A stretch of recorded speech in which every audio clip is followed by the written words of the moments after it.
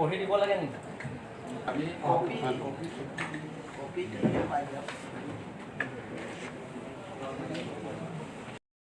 Karbi Anglong autonomous council আৰু state government SOP মতে আমি আজি MOU চাইন কৰা হৈছে যে কাৰ্বি আংলঙৰ যিমানখিনি মাইন্স এণ্ড মিনাৰেল এক্সপ্ল'ৰেশ্যন হ'ব সেই গোটেইখিনিতো আমাৰ ছাৰ্ভে আৰু গোটেইখিনি হৈ গ'ল প্ৰায় ছাৰ্ভে সেই গোটেইখিনি ৰেভিনিউ শ্বেয়াৰিংটো 60-40 হ'ব আৰম্ভণি কৰিছে এইবাৰ 60-40 আগত কোনোদিনো কাৰ্বি আংলং অটোনমাছ কাউন্সিলৰ মাইন্স এণ্ড মিনাৰেলৰ পৰা আমি ৰেভিনিউ পোৱাই নাই কাৰ্বি আংলং অটোনমাছ কাউন্সিলৰ ৰেকৰ্ড মতে কিন্তু এবাৰ আমি কাৰ্বি আংলং অটোনমাছ কাউন্সিলৰ পৰা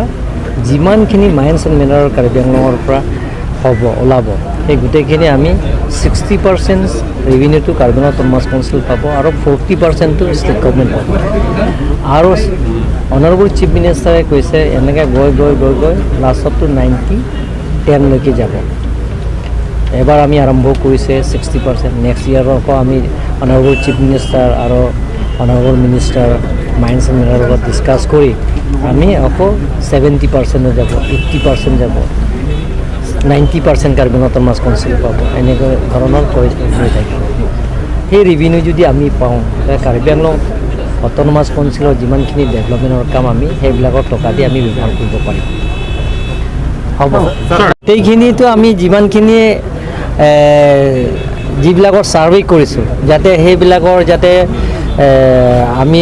গছ যাতে কোনো মানে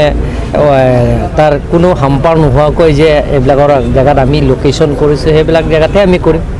গোটেইখিনি কৰিম বুলি আমি সিদ্ধান্ত লোৱা নাই আমি লোকেশ্যনটো আমি টাৰ্গেট কৰিছোঁ ক'ত কৰিম সেইবিলাক কৰিলে যাতে কোনো মানে গছ গছনি এইবিলাক হাম্পাৰ নহয় সেইবিলাকৰ জেগাতে আমি কৰিম ইমানখিনি আমি SOP লগত আলোচনা কৰিছোঁ 100% কাৰ্বি আংলং অটোনমাছ কাউন্সিলৰ পৰা যিবিলাকৰ নন স্কিল লেবাৰবিলাকৰ যিবিলাক স্কিলৰবিলাকৰতো বাহিৰৰ পৰা আনিবলগীয়া ইয়াত যদি আছে সেইটোও হ'ব কাৰ্বি আংলং অটোনমাছ কাউন্সিলৰ আণ্ডাৰৰ পৰা